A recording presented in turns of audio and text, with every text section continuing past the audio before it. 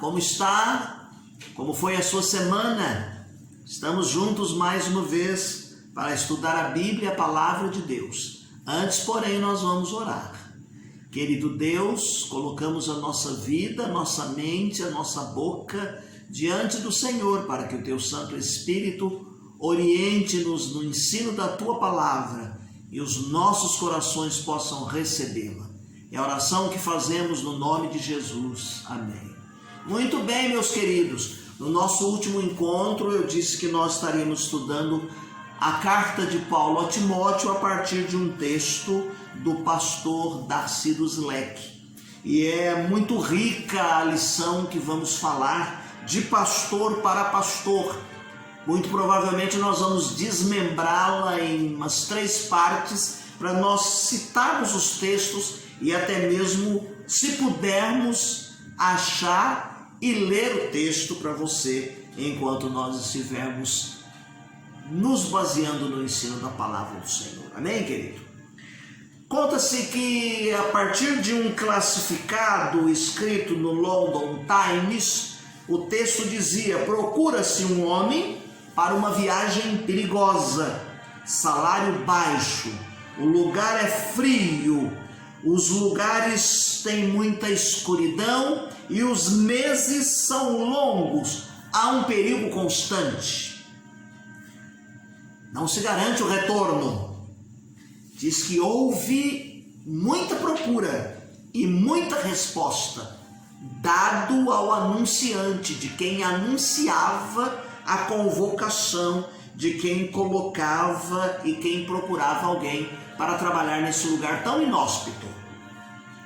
É para ilustrar, meus queridos irmãos, que o Senhor Jesus Cristo, se escrevesse hoje um classificado, ele arrolaria muitos trabalhadores. Muito provavelmente o texto dele dizia assim: procura-se homens e mulheres para edificar a minha igreja.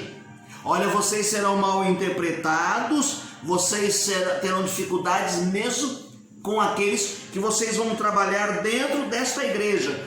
Há um inimigo invisível que vai atacá-los em todos os momentos.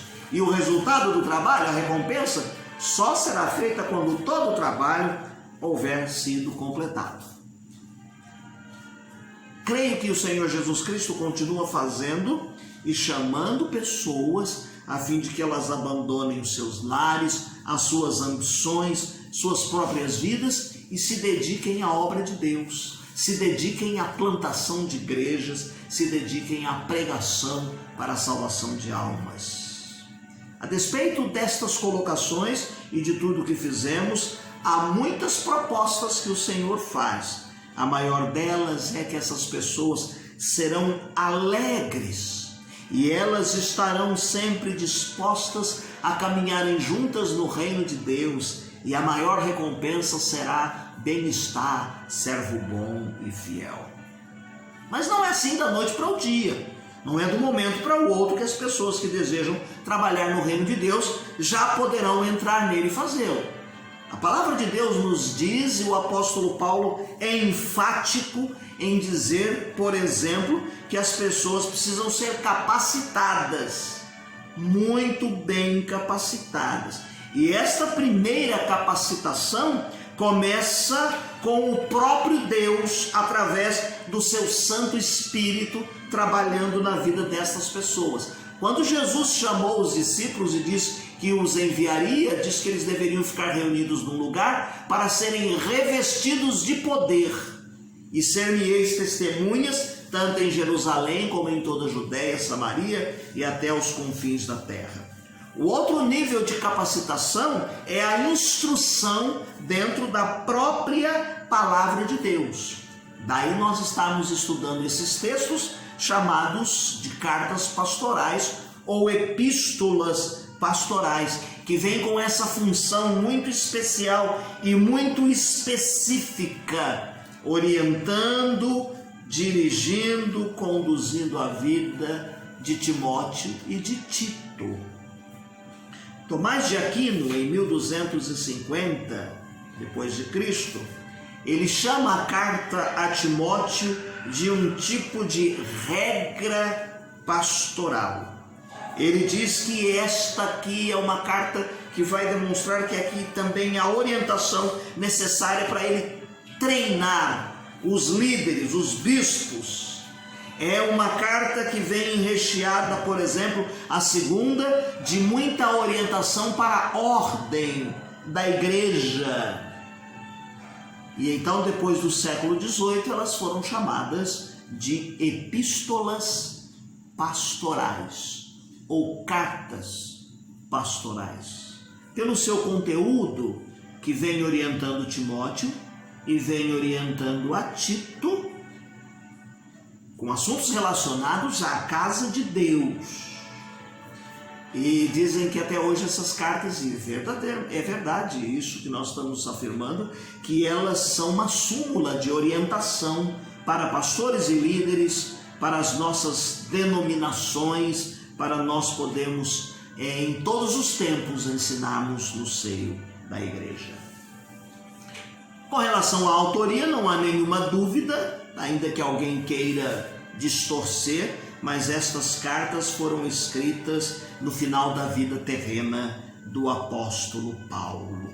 Elas foram escritas, meus queridos, para tratar de problemas de ensino falso. Havia um impacto muito grande, impacto negativo dentro das novas igrejas. E essas igrejas estavam enfrentando ameaças não de fora, não externas, mas ameaças internas.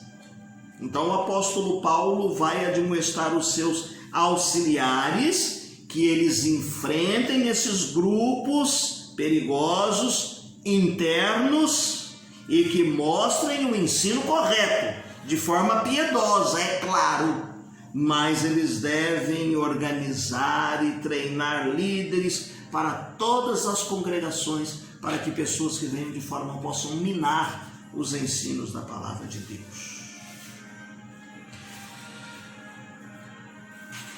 Dizem que pela ordem de escrita, poderia-se dizer que foi escrita a primeira carta de Paulo a Timóteo, Tito e posteriormente a carta a Timóteo.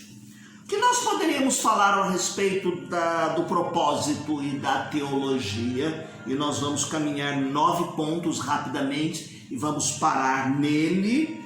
É o seguinte, que esta carta vem repleta de encorajamento para um jovem obreiro cristão que estava enfrentando muitos problemas numa igreja organizada numa grande cidade. Veja, ele é jovem, ele está numa igreja em que está numa grande cidade e há reflexos de dificuldades, e então ele precisa ser orientado pelo apóstolo Paulo. Vamos aqui fazer um sumário de alguns problemas que ele vai e está enfrentando. O primeiro deles é o que nós citamos, que ele era um jovem pastor. E no seio da sua igreja haviam muitas pessoas idosas. Haviam no seio da sua igreja pessoas que, pela sua idade, pela sua maneira de ser, traziam algumas dificuldades para Paulo. Capítulo 4, verso de número 12.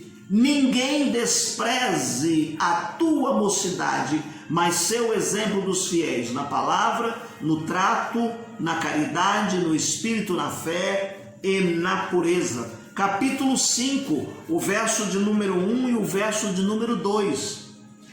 Não repreendas asperamente os anciões, mas admoesta-os como pais, aos mancebos como irmãos, às mulheres idosas como mães, às moças como irmãs, em toda a pureza.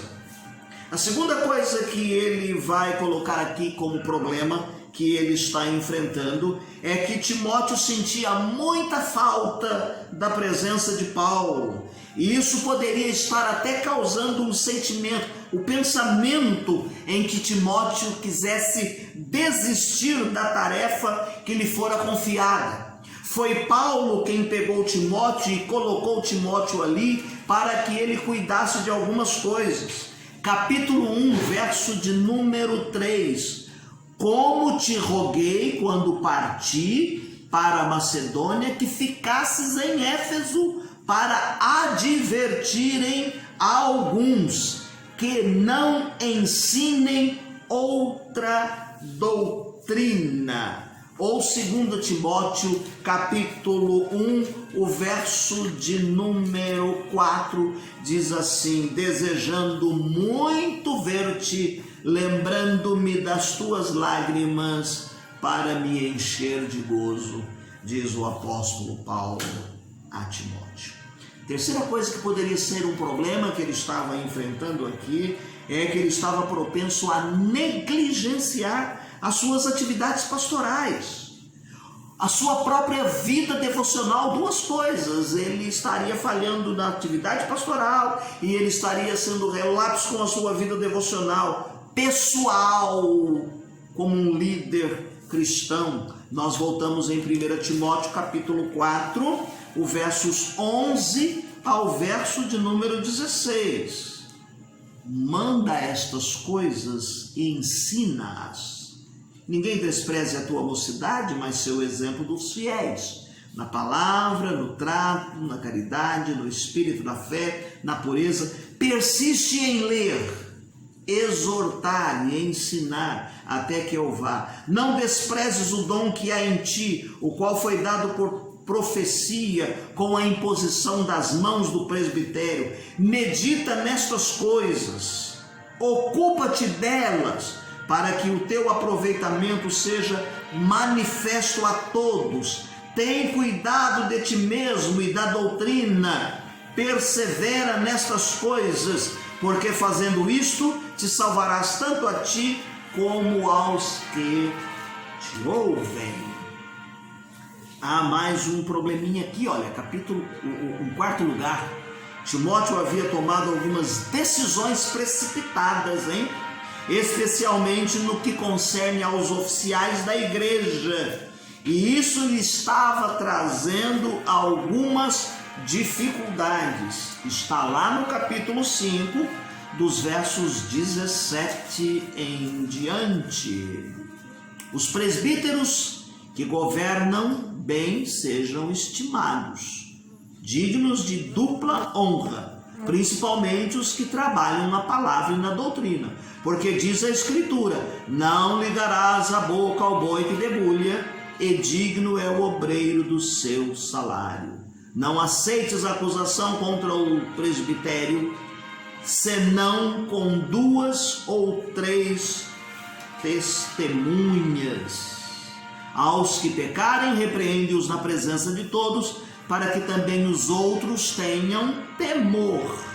Conjuro-te diante de Deus e do Senhor Jesus Cristo e dos anjos eleitos, que sem prevenção guardes estas palavras, nada fazendo por parcialidade. Em quinto lugar, Timóteo demonstrava uma tendência ao ascetismo e à disciplina corporal exagerada. Isso estava causando alguns problemas de ordem física. Está aqui no capítulo 4. Abra aí sua Bíblia, volte lá no capítulo 4, verso 7 e o verso de número 8. Mas rejeita as fábulas profanas, de velhas, exercita-te a ti mesmo em piedade. Porque o exercício corporal pouco aproveita, mas a piedade para tudo é proveitosa, tendo a promessa da vida presente e da que há de vir. Ainda vamos lá no capítulo 5, o verso de número 23. Não bebas mais água só, mas usa um pouco de vinho por causa do teu estômago e das tuas frequentes enfermidades.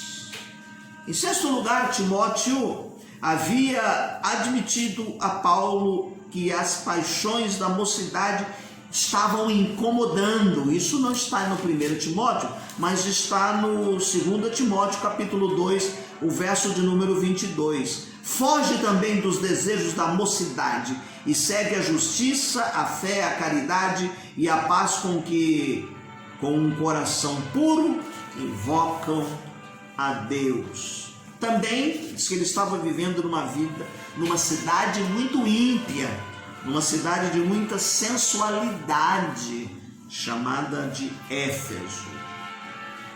7º lugar, haviam falsos mestres na igreja e eles precisavam ser silenciados. No início da carta, Paulo vai dizer a Timóteo que ele deve ficar ali, capítulo 1, o verso de número 3, para que ele possa ensinar e advertir aqueles que estavam zelando da doutrina. Ele deveria ensinar a sã doutrina. Em 8º e penúltimo lugar, para hoje, Timóteo precisava de orientação na administração dos negócios da igreja, especialmente com as coisas relacionadas aos oficiais da igreja. E aqui ele vai colocar não só os oficiais, mas também as viúvas. No capítulo 3, o verso de número 1. Esta é uma palavra fiel. Se alguém deseja o episcopado, excelente obra deseja. E você vai continuar lendo aí, procura ler um pouquinho mais. E lá no capítulo 5, o verso de número 3, ele diz: honra as viúvas, que verdadeiramente são viúvas. Em 9º lugar, um dos problemas que ele estava enfrentando é que ele tinha uma forte ênfase na ortodoxia em termos de doutrina. Ele era muito zeloso, ele era muito cuidadoso. Capítulo 1 de 1 Timóteo, versos 8 até o 11. Sabendo, porém, que a lei é boa se alguém dela usa legitimamente. Sabendo isto, que a lei não é feita para o justo, mas para o injusto, e obstinados, para os ímpios e pecadores, para os profanos e irreligiosos, para os parricidas, os matricidas e para os homicidas, para os fornicários, para os sodomitas, para os roubadores de homens, para os mentirosos e para os perjuros e para o que for contrário à sã doutrina. Eu vou até o verso de número 11. Conforme o evangelho da glória de Deus, bem-aventurado que me for confiado. 2 Timóteo, capítulo 1, versos 13 e 14. 2 Timóteo, capítulo 1, o verso de número 13 e o verso de número 14. Conserva o modelo das sãs palavras que de mim tens ouvido na fé, no amor que há em Cristo Jesus. Guarda o bom depósito pelo Espírito Santo de Deus que habita em vós. Hoje vamos até aqui nesta parte desta maravilhosa primeira carta escrita pelo apóstolo Paulo ao jovem pastor Timóteo, consequentemente extensiva também a Tito. Nós disponibilizamos no final desta lição os textos bíblicos para que você possa fazer a sua leitura diária, tá bem? Não deixe de fazer a sua leitura diária. Leia mais uma vez aí a primeira carta do apóstolo Paulo a Timóteo, porque nós vamos nos deter em mais 2 encontros nesses textos, e aonde nós pudermos nós vamos ler os textos para que eles fiquem reforçados dentro dos ensinos da lição que nós nos propomos a compartilhar com os irmãos. Não deixe de fazer a leitura diária, como eu disse, e aquele formulário que a Primeira Igreja Batista disponibilizou no início do ano tem como meta a gente ler a Bíblia toda durante este ano de 2020. Termino este encontro lendo uma linha do hino de número 438, ouvindo de Jesus. Disse Jesus: ide por todo o mundo e pregai o eterno dom, a salvação que com amor profundo dá o Deus gracioso e bom. Tendo na cruz a afirmação do amor, proclamai o dom do Redentor. Ó, conquistai, almas perdidas buscai, o pecador enfermo e quase moribundo. Vamos, irmãos, levar esta luz ao mundo inteiro. Vamos, irmãos, levar. Esse dom é verdadeiro. Vamos, irmãos, pregar, muito confiados no Cordeiro, que na cruz já fez a nossa redenção. Que Deus te abençoe. Tenha uma semana feliz e abençoada.